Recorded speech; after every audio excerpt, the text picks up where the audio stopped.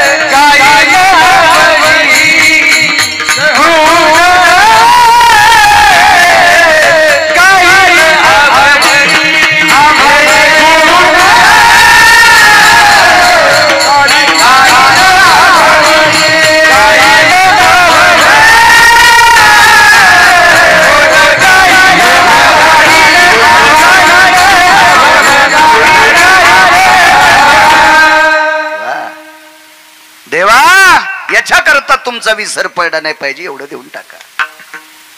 देऊन टाकलं. गंधमादन नावाचं एक वानर आहे. हे गंधमादन नावाचं वानर भगवान प्रभू रामचंद्राच्या पक्षामध्ये झेंडा घ्यायचं काम करत होतं.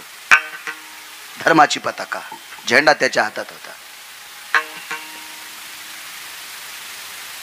त्याचं नाव होतं गंधमादन नावाचं वानर.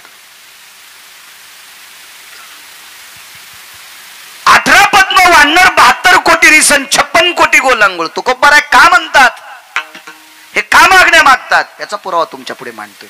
तुम्हाला मान्य असेल घ्या, नसेल मान्य तुम्ही तुमचं ठरवा.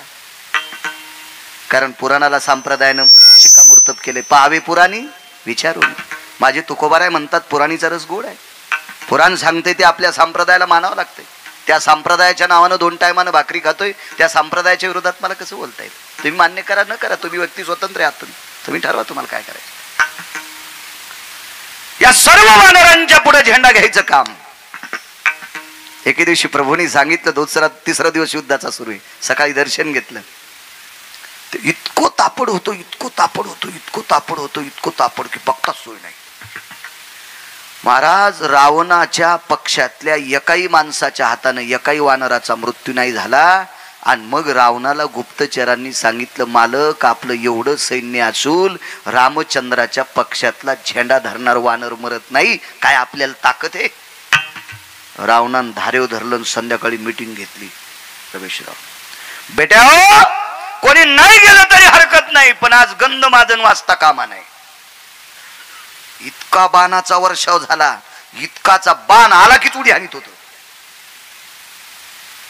कर्म नो गती. एक बाण लागला, एक बाण लागला आणि त्या बाणानं झेंड्याची काठीच उडून गेली. पण किती उडून गेली सांगू. ही उंच काठी जिथरोक झेंडा होता का तिथून उडून गेली आणि खालच्या हातातच राहिली. पण ती काठी घेऊनच नाचत होतो. माहीतच नाही झेंडा उडून गेलाय. इतकं प्रेम. धर्मावर पकड किती असते काही काही लोकांची बघा. काही काही धर्मासाठी माईकवर बोंबलत येत. अशी काही पकड नसते त्यांची. असं काय नसते.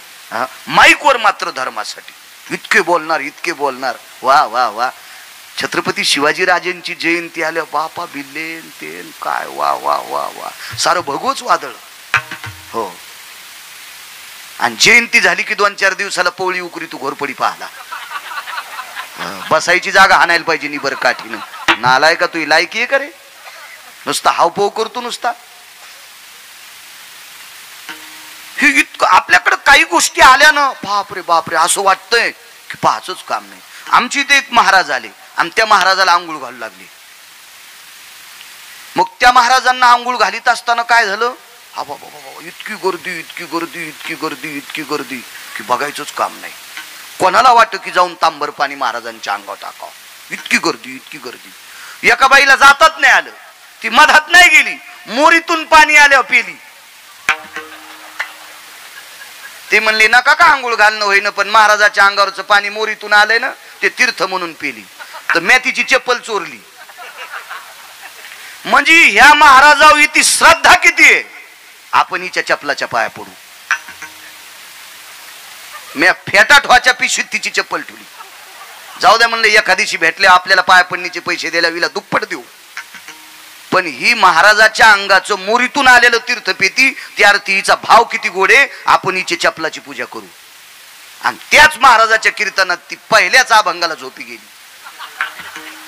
मग माझ्या लक्षात आलं, बाळ्या ही चप्पल तिला देऊन टाक आणि ती पिशवी पण जाळून टाक. कारण तू हिची चप्पल ज्या पिशवीला लागली त्या पिशवीला पटका लागल्यावर तू कीर्तनात झोपशील. म्हणजे काही कायचा भाव इतका नदीला उतू जातो आणि त्यांच्या अंतकरणात कवडी इतका नसतो. इतका येडपट भाव असतो काही काहीचा. काय वानराचा भाव होता. त्या काठी घेऊन उड्या आणत होतं ढकल्यांना. ते काठी घेऊन पण मागून खडा हाणला. गंधमादन येते ध्वजा पय धर्मदंडे शुभय स्थिता. नसता धर्मदंड आहे, ध्वज कुठे आहे. अरे बापरे काय करा. महाराज भेद आहे पुराणामध्ये. लक्ष्मणजीला आणि प्रभू रामचंद्राला वल्कल्ले होती, त्या अर्थी वस्त्र नव्हते. असा भेद सांगितला वैकुंठवासी माधव महाराज मगर सुरजखेडकर यांनी. पण सुग्रीव नावाच्या व्यक्तीच्या कमरेला शेला होता बांधलेला. ताळ शिवरी टाकली आणि पांढरा सुग्रीवाच्या कमरेचा शेला काढून घेतला. ते उपरनं बांधलेलं. आणि जी काठी होती का हातातली काठी ती एका बाजूला टोचली अंगात, भळा भळा भळा रक्त आलं आणि त्या रक्तात ते उपरनं भिजवलं आणि त्या काठीला बांधलं आणि प्रभूला सांगितलं, प्रभू ध्वज. स्वतःच्या रक्ताची ध्वज केली. हो काय गंधमादन असेल ते. तुकोबर आहे का मागतात पुढचं याच्याकरता सांगतोय. काय सत्कार, काय आदरातिथ्य. आणि हेच लक्षात आलं, एकदा खाल्ल्यावर 6 महिने उठत नव्हता त्याच्या. काय नाव होतं त्याचं? कुंभकर्ण. कुंभकर्ण. त्यानं पैजेचा विरा उचलला, उद्या गंधमादन ठोणारच नाही. त्यानं काही शस्त्र नेलेत नाही. गंधमादन ज्या कोपऱ्यात उभा होता त्या कोपऱ्यातले वानर अशी ओरडे. पाल कशी किडावडी ती पाल पाल कसं जीभ लांबून अजे असं टाकल्याबरोबर ती किडावडी ती का नाही, तसे असे प्रेशरनं सगळीच वानर सगळी ओढली. हजारो वानर मदत केली. हजारो वानरायच्या लक्षात आलं आपण वाचतो. इतका गंधमादन हुशार, इतका गंधमादन त्याच्या पोटात झेंडा घेऊन फिरत होतो. त्याचं पोट किती मोठं असेल कल्पना करा. कुंभकर्णाच्या नाकातले केस काढायला पळाट्या उपटायचा चिमटा होता. असं मी सांगत नाही बरं, मी काय त्या काळात सरपंच नव्हतो रावणाच्या गावातला. अतिशोक्ती अलंकाराचं लक्षण आहे रामायणामध्ये. अतिशोक्ती अलंकाराचं लक्षण मला मी शिकलो कमी, पण मला अलंकार वगैरे सगळे ते गुरु लघु वगैरे सगळे ते सिद्धांत सगळे पाठ आहेत. कारण मेमरी कार्ड गोड आहे माझं मेमरी कार्ड इतकं सुंदर दिलंय मला, म्हणून तर मी तुमचे मोबाईल वापरीत नाही. मला हे मेमरी कार्ड गोड आहे. नाही 6दा वाचिलं की 7व्यांदा पाठ चिठ्ठी फाडून टाकायची. काय सांगू लागलो. अतिशोक्ती अलंकार. दमडीचं तेल आणलं, सासूबाईचं नाणं झालं, मामाजीची शेंडी झाली, लांडोरीचा पाय लागला, त्याच्यात हत्ती वाहून गेला. तेल केवढ्याचं आणलंय? दमडीचं. बरं ठीक आहे, त्यावेळेला दमडीमध्ये 20 क्विंटल तेल येत होतं असं समजा. पण 20 क्विंटल तेलाची टाकी मोराच्या बायकोला पालती होती का? मोराची बायको कोण? लांडोरी. लांडोरीचा पाय केवढा असतोय? एवढूसा. मग लांडोरीच्या पायानं पालत झालेलं तेल असेल केवढं? एवढी एवढी वाटी. मग मोराच्या पायानं पालत झालेल्या तेलात हत्ती वाहून जातो, हे अतिशोक्ती अलंकाराचं लक्षण आहे. तसा कुंभकर्ण हा अतिशोक्ती अलंकाराचं लक्षण होतं. त्याची दाढी करायला जे वस्त्रे होते का, त्याला कोळप्याच्या दांड्याच्या पासा होत्या, त्या ह्या होत्या दांड्या मुठी. हो एवढा एवढा एवढा कुंभकर्ण होता. ओढूनच घेतली वानर सगळं. पण सगळ्या वानरांच्या भोवताल पोटात फिरत होतं. मरू देत नाही रे, काळजी करू नका, त्याचं गुण गात राहा. मरायला लागल्यावर भजन आठवतोय. ते म्हणले वाचायचं असेल तर गुण गा. राक्षसाच्या पोटात गुण गायलं. राक्षसा पुरावे 1-2 देतो तुम्हाला. पोटात गुण गायल्याच्या नंतर एक जण म्हणला कौरक गुण गाच रे. म्हणला रस्ता दिसूस तर. इतक्या टोकानं पोटात गुण गायलं आणि प्रकाश पडला तो कानातून. आणि मग गंधमादनानं सांगितलं, हानान उड्या येडपटा होती, होच रस्ता आहे ना. कानाचं भिताड फुटलं कुंभकर्णाच्या आत. त्याला आपण पडदा म्हणतो ना, ते फुटलं त्याचं भिताड यायच्या आवाजानं. आणि प्रकाश बार हाना उड्या, सन सन सन सन उड्या हाणल्या. पण कुंभकर्णाच्या लक्षात आलं जे झेंडा घेतोय का त्यानं शहाणपणा केलाय. याला नाही वाचू देत, याला वाचू देत नाही म्हणले. आणि मग कानाला चाळणी लावली बोटाची. उडी हाणल्याबरोबर फेल दिशी गंधमादन धरला. झेंडा आणि तेन सगळंच असं बदललेलं. कोण? त्याला वाटलं आवाजान भीन. ते बारक्या बुरक्या माणसाचा कार्यकर्ता होता का ते अशा माणसाचा कार्यकर्ता होता. या विश्वावर ज्याची सत्ता आहे त्या मालकाचा ते कार्यकर्ता होता. कोण? ते म्हणलं ऐकू येते ना, हळून बोल. तो तरी इकडचा कान फुटलाय आणि मॅच फोडलाय. मला दोन्ही कान आहेत, हळून बोल ना. अरे तुरच रावणाच्या भावाला ज्याला 7 कोटी घर आहेत त्याच्या भावाला वानर आरुतुर बोलायले. आपण बऱ्या बुऱ्या माणसाला आरुतुर बोलले आपल्या अंगावर गाड्या घालतील. हो, पुन्हा ताकद नाही कशाने मेला आणि काय मेला सांगायची. आहे का हिम्मत कोणाची? एवढा मोठा श्रीमंत रावण आरुतुरच. कोण? हळून बोल म्हणला. गंधमादन. गंधमादन नाव कशा करता ठेवलंय? तुकोबारा का मागता त्याच्यावर बोलतोय. तुकोबारा यांच्याकडे कशा करता गंधमादन नाव ठेवलंय? ते म्हणला जरासं नाकाच्या जवळ घेऊन पाय ना. लय नको नेऊ म्हणे, मला मळमळ होईल तुझ्या तोंडाने. कुंभकर्णानं हात असा जवळ घेतल्याच्या नंतर गंधमादन, मलया निळू चंदनाचा सुगंध ज्याच्या अंगातून कोसोपर्यंत जात होता, असं ज्याची तनुगंध आहे त्याला गंधमादन म्हणतात. हो, बरीच पैकी वानर आहेत. पुष्पदंत, भयदंत, यतिदंत, साक्षीदंत, कीर्तिदंत, आश्वदंत, प्रियदंत, साक्षीत नाही, नदीत नाही, भयत नाही, भासत नाही, हे वानरांची नाव होती. लेकरांची पण चांगली ठोत जा. आमच्या मित्राला पोरगी झाली, मी बारशाला गेलो, नाव काय ठेवलं म्हणले चुटकी. नालाय कुठला चुटकी नाव ठेवलं. आपला असाच कारभार. घ्या आदर्श, मुस्लिम बांधवांचा आदर्श घ्या. अरे त्यांच्या धर्मामध्ये एक तिळा इतकी चूक करत नाहीत, म्हणून त्यांच्या बाबतीत धर्म खाली येत नाही. आपण नुसत्या धर्माच्या बाबतीत उड्या हाणतो आणि गप्पा हाणतो, पार टाळू फोडून गप्पा हाणतो, वागत नाही. साधी नावं ठेवत नाहीत आपण आपल्या संस्कृतीनुसार. काल परवा 2-4 वर्ग शिकलेली ती पोराची आंटी म्हणली, ही आंटी नाव ठेवीन, तिला आकलीचा कांदा आहे का? हळदीची साडी होती तेव्हा सासू सासऱ्याला वाहिलं काढलं आणि तिला नाव ठेवायचा मान द्यायला, तिला अक्कल आहे का? नाव ठेवण्याचा अधिकार अधिकाऱ्यांना सांगा जा, तात्विकांना सांगा जा. नाही म्हणे आमची आंटी लयच हुशार आहे, तिला मोबाईल लय पाहता येतो, आणि मोबाईलवरच पाहून आंटीनं नाव ठेवलं. ते पोरग असंच नाव ठेवलं शाहू. हो, दवाखान्यातच ठेवलं. आणि शाहूला भेटायला मी गेलो दवाखान्यात. शाहूला भेटायला दवाखान्यात गेल्याच्या नंतर त्याचा वडील आमचे जरा सोबत शिकलो होतो 4थी पर्यंत, ते 4थीला गळालं, मी 7वीला आपटलो, म्हणजे शिकलोच नाही पुढं, ते नाही पुढं गेलं. मी म्हणलं अरे बघू दे मुलगा. हो, आत्ताच नाव ठेवलं म्हणे, आमच्या लहाण्याची बायको आलती, म्हणजे त्याची भावजई. हो, सगळे म्हणले ती जरा शिकलेली आहे आणि तिनं नाव ठेवलंय शाहू. म्हणलं वा वा वा, पावदी म्हणलं तू हा शाहू. त्याचा शाहू पाहिल्याच्या नंतर बरा दिसला. कसा होईन रे? म्हणलं मला काय सांगता येईन कसा होईन, तर मला सांभाळीन का? म्हणलं बघू आता, इतक्या लवकर काय सांगता येईल, मी का देव आहे का? बाहेर आल्यावर एक ढवळ्या कपड्यावाली बाई भेटली. कोण आपण? गिरगावकर. इकडे कुठे? म्हणलं ते आमच्या मित्राला मुलगा झाला. तिने असं कसनूस तोंड केलं. मी म्हणलं हिला काही संबंध नाही, काय नाही, त्याला पोरग झालं विलं. म्हणलं बाई तुम्हाला कसं काय मळमळ झालं? त्याचं बाळांपण केल्यावर तुम्ही अंगठी अर्पली, त्याची डिलिव्हरी केल्यावर मग अंगठी अर्पली. अर म्हणलं दाश्या पोरग दाखव बरं. त्याचं नाव दाश्या होतं. म्हणलं पोरग दाखव बरं. ते म्हणलं काय झालं? म्हणलं दाखव ना. तर लहान लेकर अशा मुठी वळीत येत. त्याची मी मुठ उकलल्याच्या नंतर सिस्टरनीची अंगठी गवसली. मी म्हणलं दाश्या, लहाण्याच्या बायकोनं याचं नाव शाहू ठेवलंय आणि झाल्याच यानं सिस्टरनीची अंगठी चोरली. याला जर तालुक्याचा आमदार केलं तर हे काय काय इकीन रे? हा, याचं नाव शाहू ठेवलंय, तिथं नाव ठेवणारी आण बरं.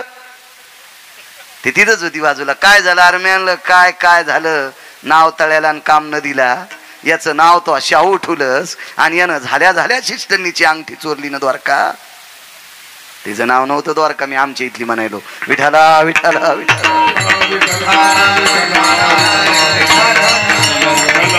काही नसते, आपण काही जोपाशीत नाही. बघा गंधमादन, याच्याकरता गंधमादन नाव आहे. एक सांगू का? तो येतो का रावणाकडे? म्हणलं रावणाकडे कशाला? अरे काय या रामाचं नाव घेऊन पाला खातोस तू झाडाचा? माझ्या दादाकडे आल्याच्या नंतर गावरान तुपातलं जेवण. म्हणला नको कडे. ते फार वेगवेगळं बोललो होतं, पण आता सांगत नाही, पुढे सरकतोय, वेळ मोज काय आपल्याकडं. इतकं बोललो घाणरड्या वाणी ते वानर, इतकं बोललं की ते ऐकल्याच्या नंतर त्या कुंभकर्णाला वाटत होतं जीव देवा का काय, इतकं खालच्या पातळीत बोललं. त्यानं सांगितलं 3.5 कोटी घरं देतो, एकदा रावण मन. सांगतो जाऊ दे. कुंभकर्ण काय म्हणला त्या वानराला? 3.5 कोटी घरं सोन्याचे देतो, फक्त एकदाच रावण मन. ते म्हणला खरं सांगू का? यायम नैसर्गिक स्थित क्रियानाम शंका भयत्ल घुसतिते यत साम्य दृष्टीवादायाम यती परभेदान भय व्याप्ती. सांगू का खाली येऊन, मी जर लघुशंका करीत असताना रावण जर पुढे आलं तर त्याच्याकडे तोंड करून लघवी करणं सुद्धा मला पाप वाटतंय. हे 7 कोटी घराच्या मालकाच्या विरोधात बोलले. काय वानर असेल दारशी कल्पना करा. आणि मी येतो का म्हणलं, नाव घेतो का, मारीन, जीव गेला तरी हरकत नाही, पण म्हणला नाही येणार. दाबला असं कर कर कर कर कर कर कर कर कर दाबलं. जितक्या रक्ताच्या चिळकंड्या अंगावर तोंडावर आल्या ना, त्या रक्ताच्या थेंबा थेंबातून राम राम येत होता. काय गुण गात असेल, रक्ताच्या थेंबा थेंबातून विटेवरच्या मालकाचं गुण गात.